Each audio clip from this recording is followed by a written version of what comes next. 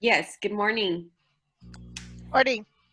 Good morning, everyone. I know that we're in the process of everyone connecting in, but I wanted to do a little brief introduction before we get started with the Academy this morning, and just welcome some of the new teachers and advisors that are here today that didn't participate last year, but are participating this year for the first time.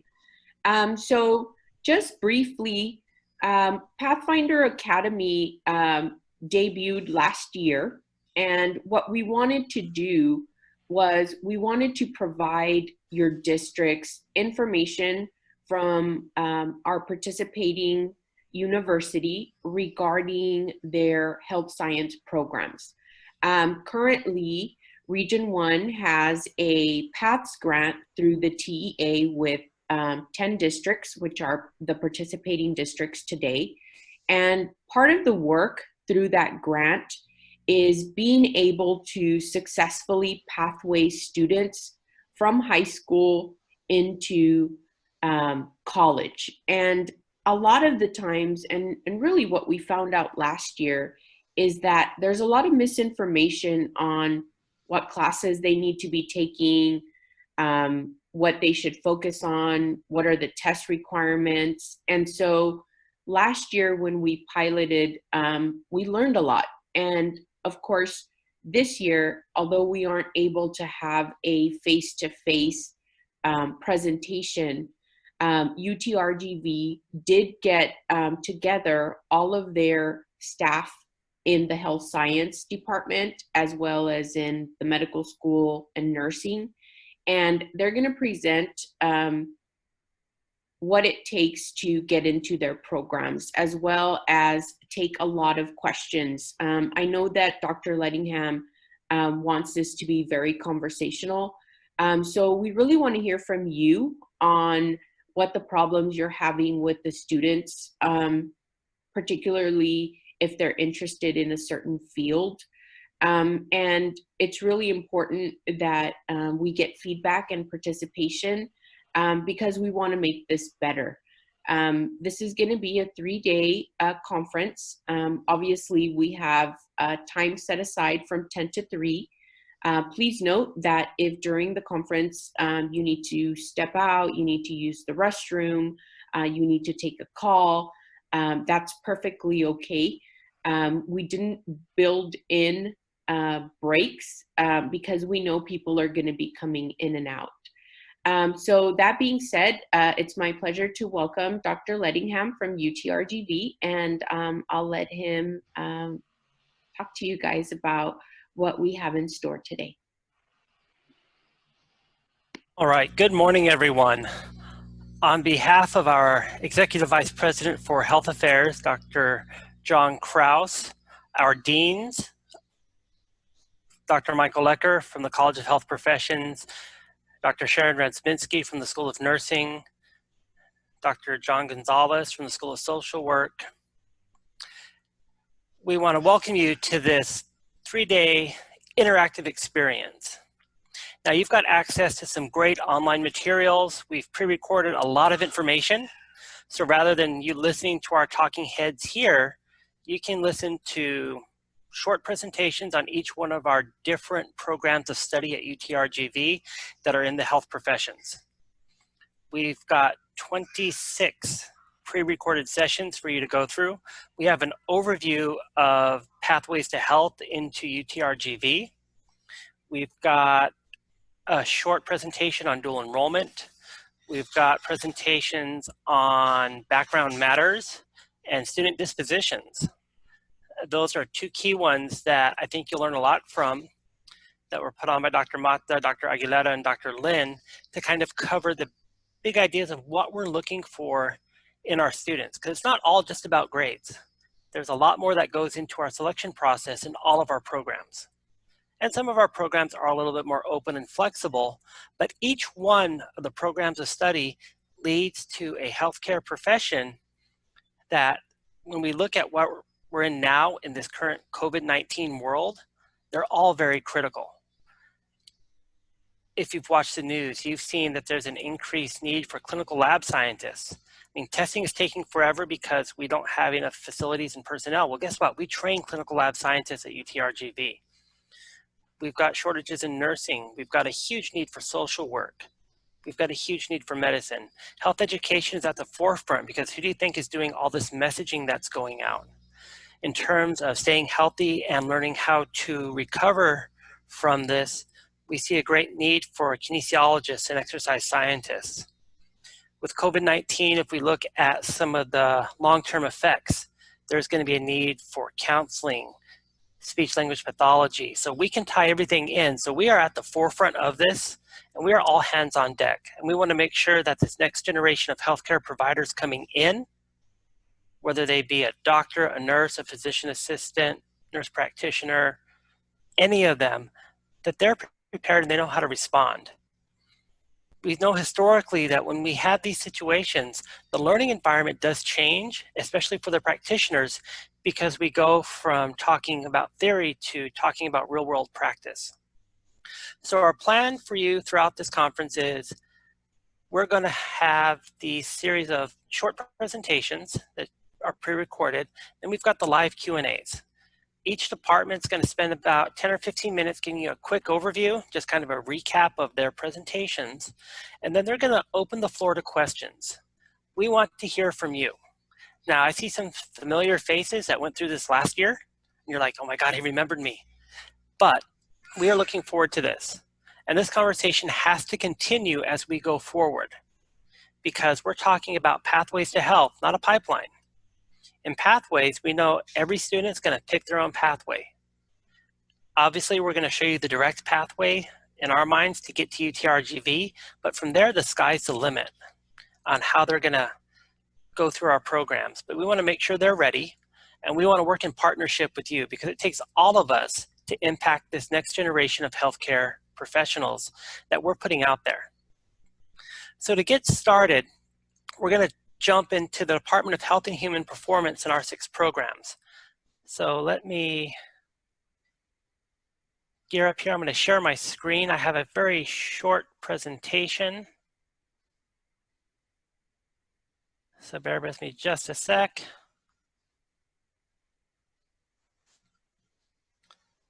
And it's up. And welcome to our virtual session. Now I'll allow my co-hosts to introduce themselves. But here in the Department of Health and Human Performance, we have 6 unique programs that all work to train different types of healthcare providers. And some people think a PE teacher is not a healthcare provider. Not in the direct sense, but they're laying the groundwork for a lifelong healthy person. So the work they do is just as important. So with the programs we're going to talk about today, we have the BS in Exercise Science. Mr. Ivan Tergoa will be our presenter on that, as well as our Master of Science in Exercise Science. We have our BS in Kinesiology that leads to an EC through 12 teacher certification in physical education. That'll be presented, and here to answer questions is Ms. Janine Ryman. We have our BS in Kinesiology, which is a non-certified degree, which leads to careers in athletic training, coaching, recreational management, things of that nature. Dr. Mata is here to answer questions and present on that a little bit. And we have Dr. Zasha Romero, who is here to talk about our MS in Kinesiology program, our Master of Science, which we just converted to an accelerated online program. So that's pretty exciting for us because we can open the doors and get people through a master's program in a year, but I'll let him talk about that a little bit more in a few minutes. A highlight of just some of our departmental leadership. Dr. Zelma Mata is our department chair. She also serves as associate dean for accreditation and assessment. I know we all know that term assessment kind of gets to us sometimes, but she's our go-to person. Mrs. Maria Luisa Trinidad is our associate chair. Dr. Murat Karabalut is our exercise science program coordinator. Ms. Janine Ryman is our kinesiology program coordinator. I serve as the health coordinator for another 30 days or so, and then I'm turning that over to Ms. Kendra Stein, and we have Dr. Zasha Romero, who is our kinesiology program coordinator for the master's program. Now, I'm going a little fast, and if someone can monitor the chat because I don't have it open, they can tell me to slow down. But I want to talk to you about our department. I mentioned we have 6 degrees, all related to developing the next generation of healthcare professionals, 4 undergraduate and 2 graduate. If we take a quick look at our requirements across the board, we know the first 2 years of college typically is the time where students take care of prerequisites, general education core. So to get into most of our upper division coursework, to really get into our majors, students have to be a sophomore and be able to enroll in our advanced coursework. We do have a minimum grade of C in many of our advanced courses. We're putting out the best, so we make them work for it. Also, we've got some specific program requirements, some different courses that we require throughout, and we'll talk about those when we get into those in just a moment. But all of these programs lead to a profession. Some of them lead to professions that have occupational licenses. And if it requires an occupational license, like it takes to become a teacher, students have to undergo a background check. So we do want to make sure our students are aware of this from the very beginning. Sometimes something they think, well, it was minor, it's not that big of a deal. That could stop them dead in their tracks from becoming a teacher or getting certified in a certain area. And Dr. Mata has a great presentation on that that you can go and listen to. That's a little bit separate from this. So I'm going to lead off and talk about the BS in Health just in general for a moment. When we look at the BS in Health, this is an open enrollment program. That is, students simply have to declare a major in health. But now the question becomes, what is health? What do you do with the degree in health? Do you become a health teacher? Possibly. But we are training the next generation of students to become health education specialists. These are students who are trained in being able to assess, identify, develop, create programming related to health topics. And to do all of that, these students have to have great research skills. They have to have great writing skills. They have to have great presentation skills. They've got to be able to stand up before a large group of people and give a speech, sometimes on a sensitive health topic. So we want to keep that in mind. Now our program, there's a couple of courses that they can take when they're freshmen or sophomores, but really most of our program is encapsulated in their junior and senior year. So once they've completed their first 60 hours with those 2 key prerequisites, which are personal health and intro to health education, then they get into some heavy coursework where they learn about theory. They learn how to design programs, how to evaluate them. All of us have seen some great things on Facebook, and we've been to great programs, and we're like, wow, this is having a huge impact on the community, on the people. This is great.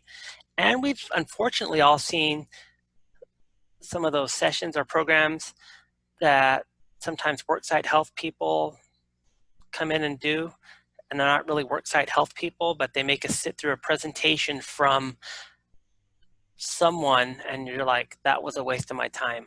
What am I doing here? I could have just read something. We want to train our students to do better than that. One thing that we're incorporating now, and we're going to hopefully be starting it this spring with our first kind of new cohort, is we'll be requiring a health internship where they have to take everything that they learned and apply it in a real world setting in a controlled environment as much as we can. Now, careers in health education are everywhere, but they're not always labeled health education. But health education specialists can work in hospitals, clinics, they work for public health departments, city health departments, nonprofit organizations.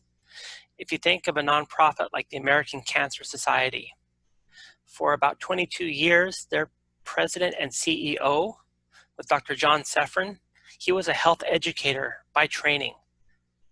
undergrad, master's, and his doctoral degree, and he taught at the university before he transitioned into that nonprofit work. So the sky's the limit. Starting salaries for a health education specialist, anywhere from upper 30s to mid to upper 40s. It depends on where they're working. Sometimes people love this so much, they'll work at a nonprofit for a low amount as they gain experience and work their way up. In some areas, they're hiring health educators at a higher rate. It really does depend. And in our program, we do a lot of community engagement. We teach our students to love to volunteer. So when students come in with that volunteer experience because they just did something in high school, whether it be with their church or with another group, they got into it. And that's a quick look of our BS in Health. Now I want to jump to our BS in Kinesiology. I'll let Ms. Ryman talk through this.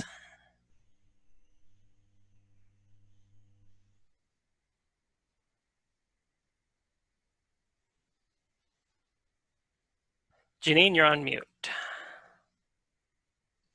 There we go. Can you hear me now? Yes. Okay, thank you. So BS in Kinesiology with EC12 teacher certification. This is the route our students go if they want to become public school teachers.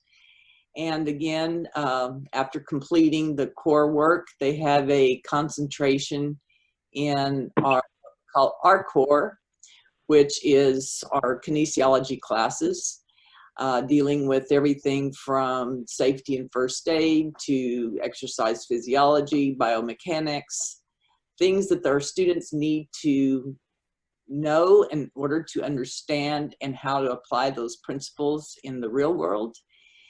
And then they go on into once they get to their 60 hours and meet the 2.75 grade point average, they can apply to the College of East. I always call it College of Education. They were now the, what is it, Chris? PC, what's their name now? Sorry, College of Education. College of Education P through 16 initiative. Yeah, P through 16 program. And once they are accepted into there, then they take the classes that deal with the pedagogy and teaching. And in their senior year, they go into their internship, which is also called student teaching. And they must be doing that in their last 6 hours of their program. And as far as their careers go, again, this is the teaching area. So most of them go into teaching, some go into teaching coaching, and pace kind of goes depending on what district they go into. But for starting teachers, basically it's somewhere around $42,000 to $47,000, depending on what district they go into. And if they go into coaching, of course, they get a little coaching stipend as well. And the main thing we're trying to get across to them is teach kids about healthy lifestyles as a preventive measure, working towards a goal of reducing diabetes, hypertension, obesity. These are all some of the major underlying issues that are causing a lot of deaths now due to COVID.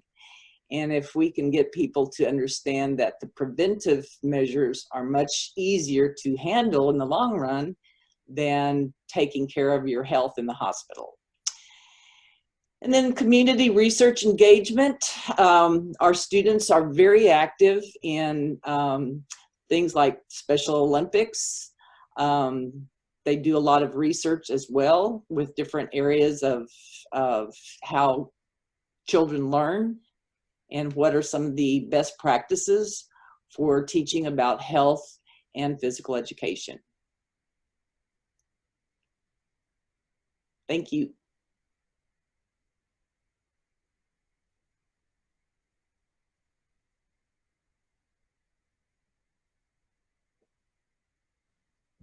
Sorry, I hit the wrong keyboard. Dr. Mata, do you want to give us a quick overview of the BS in Kines, non-certified? Yes, first of all, good morning, everyone, and thank you so much for joining us. We're pretty excited to do this for the first time. The BS Kinesiology non-certification pretty much aligns with the certification route. In fact, the major core courses are the same one. So a lot of what Janine Ryman mentioned pretty much transfers over to the BS Kinesiology non-certification. So the academic requirements, it is an open admission into this program. Most students come in with general core complete. In this particular degree, the students have 4 options. They can major in kinesiology and an option of a concentration area in coaching, concentration area in athletic training, or a concentration area in recreational sports management, or have a open elective or another minor. So in this particular degree program, it is non-certification. Just like Ms. Ryman mentioned for the kinesiology certification route, in advanced courses, the minimum grade is a C. So as Dr. Lettingham also mentioned, we expect our students to have, shoot for the higher grades and demonstrate their knowledge as well as skill level. What are some of the successful student attributes that we look for in our students? We look for students who are enthusiastic, who are passionate, who have a real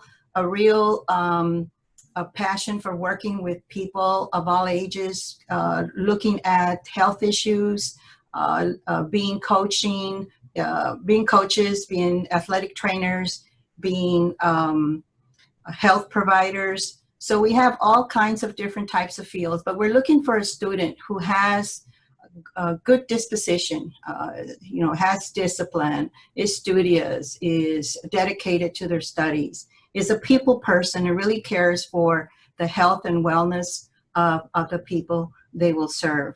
So a program overview that I mentioned is that the students do have these concentration areas. The one that I would like to speak up a little more about is the athletic training. We have students that elect to have the concentration in athletic training, and actually there's 2 options for that particular concentration. The student can go ahead and graduate with the 18 hours within that concentration, but they also have the option of applying to the internship program that is offered through the UTRGV athletic program. In this particular program, the student has to apply for admission. This program requires 1,800 hours of shadowing, so it really pretty much takes the 4 years. If the student comes in as a junior, it's going to take many hours to catch up. So what does this particular athletic training concentration offer? It offers a Texas license in athletic training, passing the exam. So go in this concentration area, being admitted by the UTRGV athletic, meeting all the requirements, the student is able to sit for the state exam. So this really opens up a career opportunity in applying for an AT position in the state of Texas. It does not pertain to national certification. As a matter of fact, Texas is the only state in the United States that has a Texas license, a state license in AT. So through the internship, we offer the practicum, and through the practicum, we do a criminal background check where we check the background of the student. And a lot of the sites that we send our students to also have the requirement of a background check, and some of them even require immunization history. So it's very important that students that they know and be aware of early on that the choices they make through their education are very important, and sustaining that good record is very important as well. Not only for being admitted into a program or being in a site, but also for keeping a job. So many careers. Our students can go into coaching, being in a sports, recreational setting. There's various positions there. They can get involved with health promotion. And some of our students upon graduation seek teacher certification as well. As Ms. Ryman mentioned, Janine mentioned, our department has very high community and research engagement. We have a very high engagement in community service activities. So our majors really it's instilled in them the importance in giving back to the community and giving back to the profession. Thank you.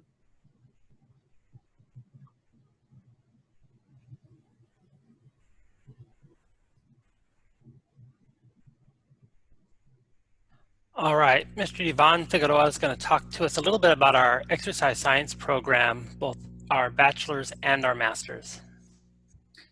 All right, so good morning, everybody. So my name is Ivan Figueroa, and well, I'll be talking about the exercise science and both bachelor's and the master's. So starting first with the bachelor's degree. So academic requirements is pretty much an open degree. So the students are up to choose this option. But we do offer 3 different concentrations, what we call this. So we got the physical therapist, the occupational therapist, and another one that is the free electives. So pretty much a bachelor's degree in exercise science is most of the time a milestone for another future, whether those concentrations or they opt to go for another health-related career, such as cardiac rehabilitation, or maybe focus on other sports-related careers, such as athletic training, nutritionist, or maybe just talent searchers or something in regards to that. So academic requirements other than that is having a strong background on science, especially on anatomy, as we look into how the body responds to exercise and how do we change programs in nutrition to improve our overall health. What we look in the students is pretty much, again, the background in science pretty strong, and also having that social skills, because we're going to be dealing with people, and having some empathy is pretty much required in this science as well. Another thing we look into is students, most of these careers have to be applied to a graduate program and do require some shadowing hours or some observational hours. So we try to encourage students and facilitate them the settings for them to increase those hours. For the program overview, well, we look into everything related again to exercise and how it affects the body. But in our degrees, we look into the clinical setting, whether it's doing some laboratory tests or physical examinations, and how to do that first client consultation whenever you have a new patient, and then how to work with them to get their best goals. We do offer internships, but in this, we set the students to different settings, whether it's clinics, hospitals, or health-related programs where they can gain experience for their future careers. And for the careers, well, it's pretty much a huge option in this field. They can go to physical therapist or occupational therapist options, or pretty much anything related to health promotion, or it also depends on the type of certifications and other trainings that the students complete before or after graduation. For community reach engagement, we do have clubs, student oriented, that they do a lot of volunteer hours, that engage in the community, promote in different clinics, and also on different little events that we do around the university or that promote health altogether. For the master's degree, the student, of course, needs a bachelor's degree before applying, has to do 2 letters of recommendation and a little statement on why they want to apply for this master's degree. Now, they don't require to have a GRE as all programs, but they still need to have, again, a good, strong background on their sciences. And I think that's about it. If you guys have any questions, I'll be happy to answer it at the end.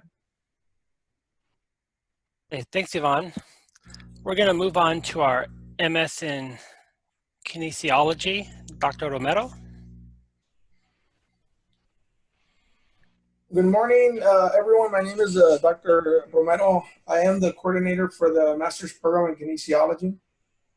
As Dr. Lettingham mentioned earlier, we're very happy and proud to offer a brand new accelerated program for the fall semester.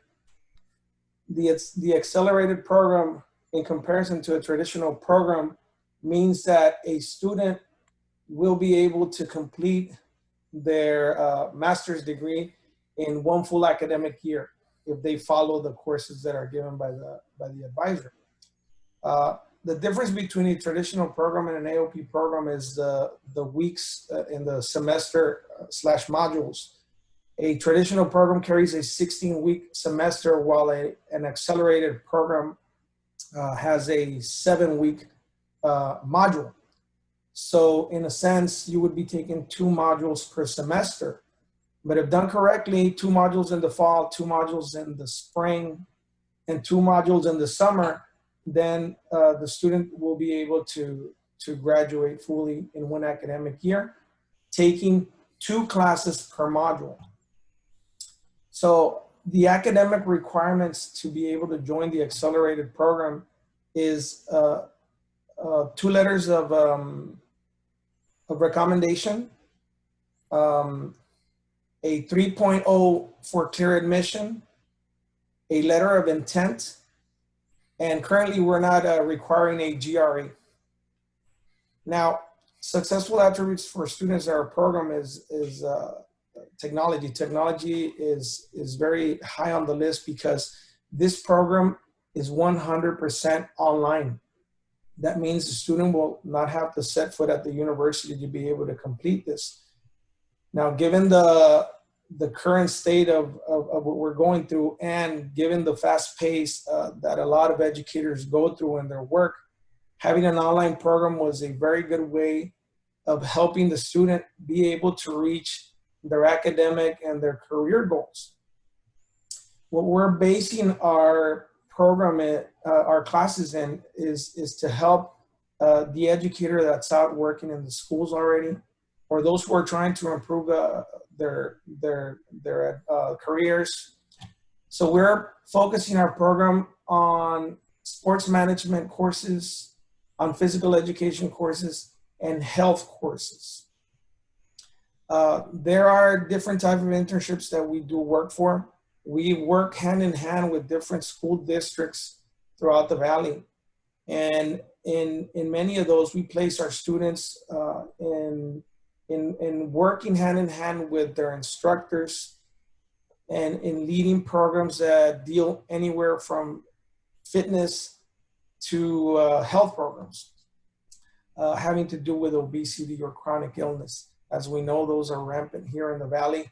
So having our students learn firsthand from educators that are proven in the field is a big plus for students cursing or taking an internship with our master's degree program. Now, there's also graduate assistantships that can help students, or also teaching assistantships. But one important thing that we would like to mention for this accelerated program is a $3,500 scholarship that is offered to any new student who enrolls in an accelerated kinesiology master's for the fall 2020 semester. Now, the only thing you have to do is apply for it and make sure that you are in good standing, and this equals $3,500, which is a good bump for the cost of the program. If you are a student that is currently enrolled in a traditional MS kinesiology program, there is a smaller scholarship of $1,500, which is still a good amount, for students who transfer to the program, to the accelerated program in fall 2020. This scholarship, again, is based on the student's good standing with the department. That's very important to mention. There are different careers that a student can go into having a degree in kinesiology, and a master's in kinesiology. It's not all about coaching. And as Dr. Lettingham mentioned, of course, teaching is a big opportunity, but physical education teachers can expand their knowledge, coaches. There's people that can go into sports management, athletic directorships, working with positions with human resources, being coordinators for health programs, exercise specialists, and of course, becoming university instructors. though a terminal degree is preferred to be able to maintain a longer place with the university, having a master's degree can assure someone a foot inside the university as a lecturer. So these are just some of the opportunities that a degree in kinesiology offers. Aside from that, we do have community and a lot of research engagement.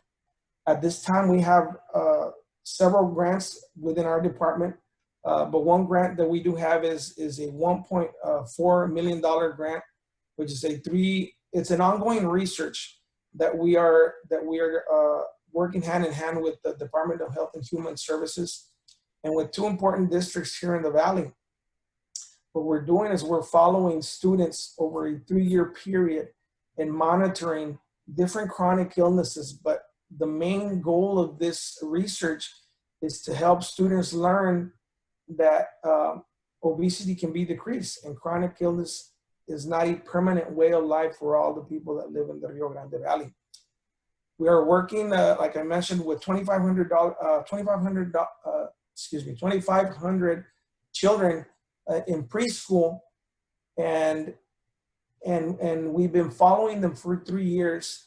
Currently, we are analyzing data to be able to come up with solutions that we can share with other ISDs throughout the Rio Grande Valley. Now, an important part of this is that many of the students that are enrolled in the master's program are working hand in hand with their instructors to be part of research of this nature. Research that eventually is going to be disseminated and published in different journals to help pass on this knowledge that we're gaining from these type of grants. If you have any questions, I'll be glad to answer any for you at the end of the session. Thank you. All right. Thank you, Dr. Romero. Here's our department contact information. If you have any questions, you can always email us at hhp@utrgv.edu, and that's questions after this session. So what I'm going to do now is I'm going to get out of this presentation. I'm going to stop my share so we can see everyone. Some of you have your cameras on, some don't. That's fine. And we're going to open it up to questions. I'm going to open up the chat. You can feel free to add a question to the chat or just turn off your mic and ask it to us here.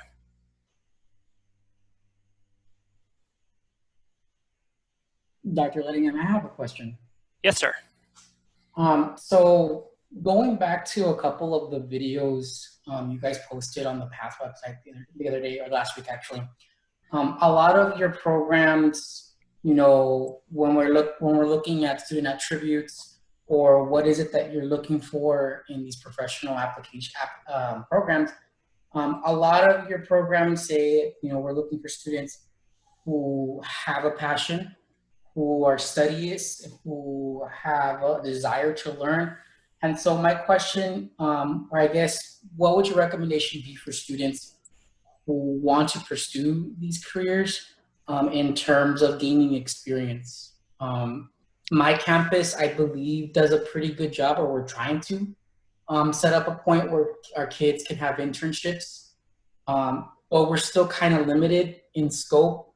So what would you recommend for kids to do to be able to gain experience? That way they know, okay, I do want to go into athletic training, or I do want to get a bachelor's in health education, or, you know, any other program that you guys may offer at UTRGV. That's a great question. And when we're talking about high school students, and really this applies not just to health and human performance, but any of our programs at UTRGV, we want our students to go out and get quality experience and learn as much as they can about the field they're going into. I mean, if they're going through a program and they're getting a medical assistant certification, they're going to learn patient care, they're going to learn how to talk and work with people, and they're going to see what some would call the not so nice side of healthcare. But in our area, what types of things should our students be doing? We're looking for students that can work in teams. So we want them out in community engagement activities, whether it be an internship, shadowing, something where they're having to engage with groups. We're developing a system at UTRGV that's really adding more and more of what we call interprofessional education. Because today's healthcare team, and this is our mantra, we're educating tomorrow's healthcare team, but our team is diverse, so they've got to be able to work with all sorts of different people. Is there a minimum number of hours or certain types of experiences? It really depends what the student wants to go into. And I know in this coming year, internships and shadowing is going to become very difficult because of the limitations that this pandemic has put on us. So we're going to have to get creative in educating our students about the different careers, giving them that taste of what it's all about, what it's really like. I mean, we can bring presenters in and talk about the great stories and our experiences, but we've got to figure out a way for those students to kind of get their own experience so they can learn to appreciate this is a career that I want to go into. Some students declare a major and like, I want to be a pediatrician because they had a really cool pediatrician growing up, but they really don't know what it takes. We want to make sure we give them that education. We've got programs to support that. And we know the schools are doing a fantastic job of educating about careers, and the fact that we've added this level of training, it's really helping us out. So our students really, while they're in high school, almost any experience will be good if it's related to their desired career pathway. Whether it be shadowing a doctor for a little bit or a pediatrician's office or shadowing a health educator, but we want them to see what that job really entails, not just what the fluffy presentation is when we show up. And it's kind of blunt to say it like that, but that's what we're going for. Dr. Mata, do you want to add anything? Dr. Romero? Janine? I just want to reinforce what you've said, Dr. Lettingham, that having these students experience extracurricular activities, especially those that are community oriented in the field, is a great experience for them to have. And I think this is where a lot of times you see students really, you know, the light goes on and they realize this is what I want to do. This is the career I want to, this is where I see myself 10 years from now. So looking at those extracurricular activities to have those enrichment learning experiences, but also looking at the curriculum within the school that explores careers. I think that is also very important. Did that answer your question, Mr. Kansu? Yes, I do have one other question, if I may, regarding dual enrollment, or would you prefer that I hold out that question? Let's hold off on that one, because that one's kind of broad and can get really, really long. There's a couple of questions here in the chat. So one is there a waiting list of students for these programs? For the programs in Health and Human Performance, we do not currently have a wait list because they're all open enrollment. Now, where we do sometimes see a wait list is students coming into the program. They get in and they get into the coursework and they may get delayed because they make a mistake. They don't get the grade they need in a certain course. But we don't have a hard wait list in sense of applications at this point, but we do have some of the most popular degrees in the college. We have 900 exercise science majors. We've got over 700 kinesiology majors. Our health program is growing. We have about 150 health majors. And as these programs grow, our requirements to get in are going to have to change a little bit, and we may create an application process in the future. But for right now, if they declare it, we want them in. Another question that's on the chat is our community outreach. Do we work with nutrition programs and help kids and communities learn how to make different types of food? Do we help with the exercise component? We do work as part of an interprofessional team, and our BS in Nutritional Sciences also has a concentration area that's called Exercise and Nutrition. And students take some advanced exercise science coursework as part of their nutrition major so they get the best of both worlds. But we do work across the board with our colleagues in other departments. So our students are gaining experiences in their undergrad, and we're building that into our masters as well. So we're going there. And now the chat questions are popping up. I'll take another live one before I go to another chat question. Someone wants to turn their mic off and engage this way. Dr. Ladingham, I'd like to respond to Deborah Samora's question Okay. on chat. She's asking, can any of the 1,800 hours of shadowing be done in high school or only college? The reason the admission to the AT program is managed by the athletic department is that the state requires an athletic trainer licensed supervise any activity for the practicum or the internship. And mostly the students have the experience of AT in the collegiate level. I'm not certain if it's open to high school level, but mainly the experience is at the collegiate, I believe. Yeah.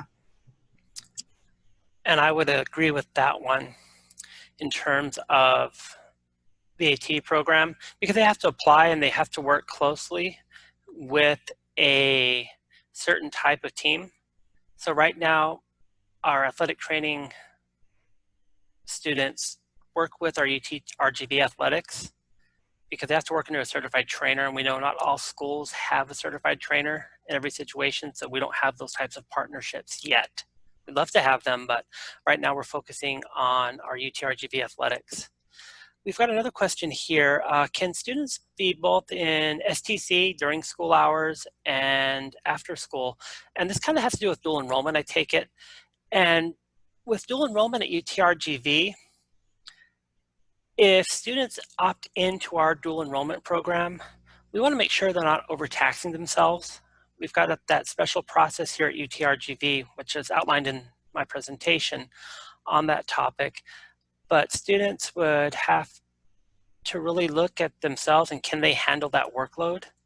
So I'm not going to say yes or no per se. It really depends on the student. But we also want them to realize that with the UTRGV dual enrollment program, they really have to pay attention to the coursework they're taking.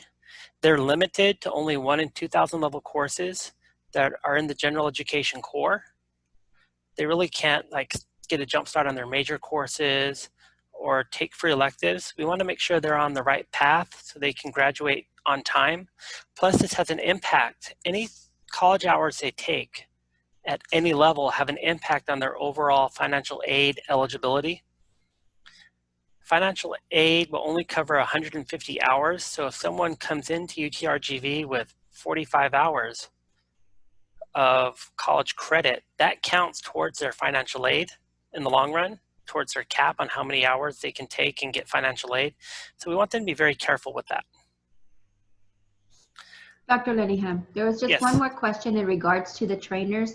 One of them was that a lot of students want to be trainers, but they have no idea of the science that is required. What do they need to do to prepare? Like what type of sciences should they be taking?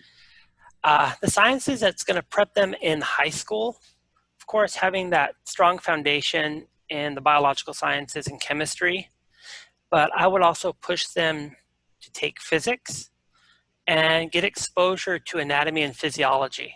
Now they're going to take it again when they get to university, but those are the breadth of sciences, and Yvonne wants to chime in on this one too. I see his hand up. Yeah, sure. So I guess it all depends first on what type of certification they want to do. Whether they want to work at a local gym like Gold Gym or Crunch, those institutions already offer their own certifications.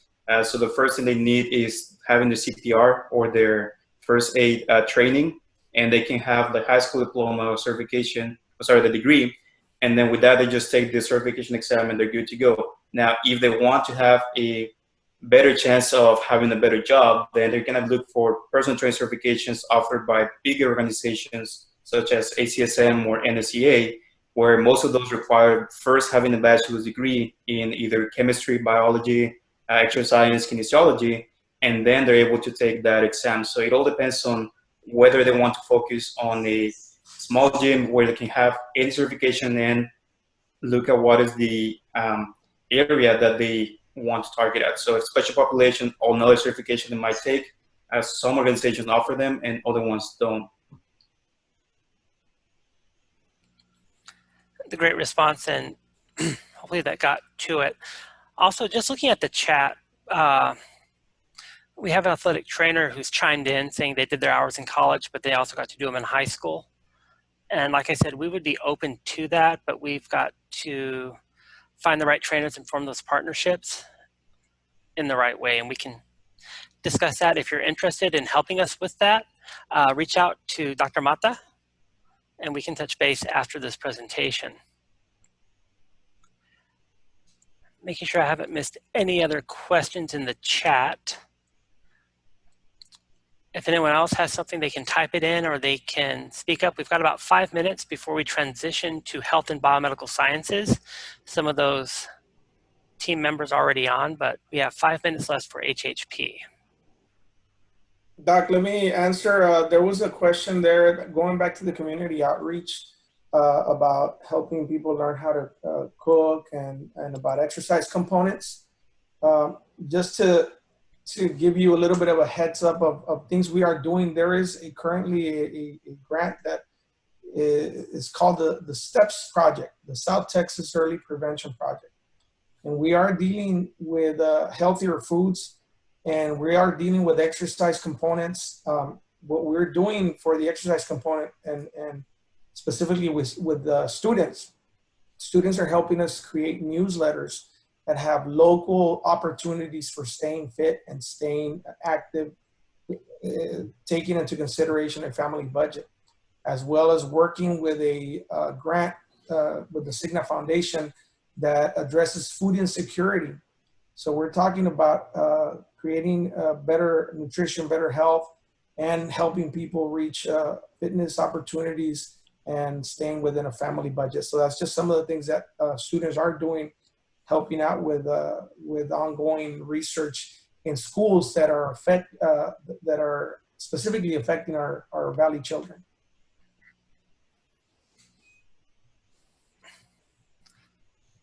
Okay, great. We've got time for one more question.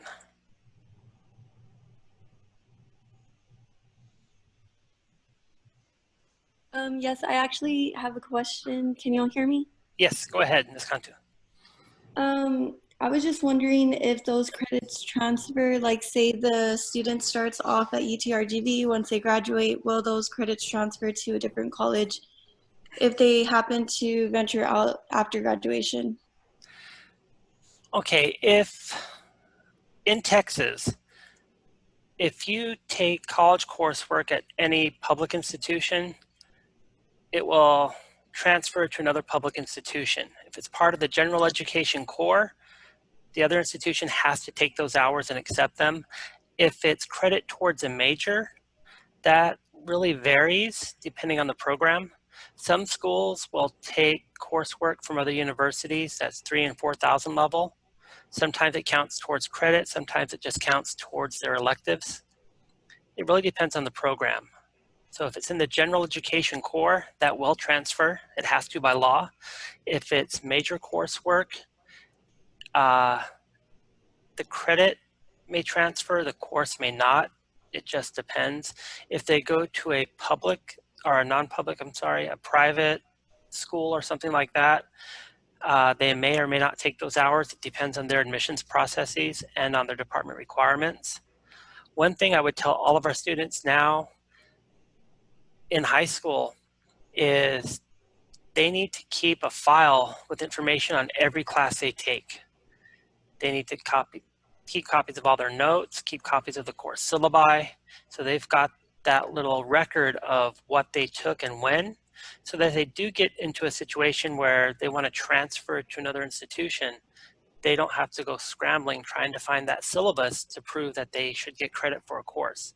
They should keep track of everything starting in high school until they're done.